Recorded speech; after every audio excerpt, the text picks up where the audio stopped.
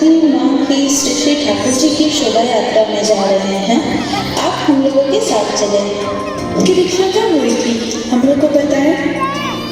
मेरी दीक्षा में पहले हुई थी, लेकिन किसी कारण से मेरा सत्संग आना जाना छूट गया।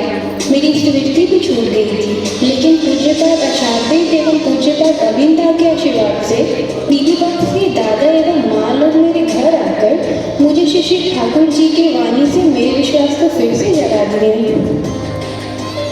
अभी कुछ दिन पहले हम सभी माँ भी पटना सत्संग मंदिर कंकड़बाग डीपी वर्क्स में गए थे, जहाँ बहुत सारे गुरु भाई से श्री श्री ठाकुर जी का महत्वपूर्ण वाणी सुने। श्री श्री ठाकुर जी की वाणी काफी शिक्षाप्रद और जीवन सार्थक करने वाली है।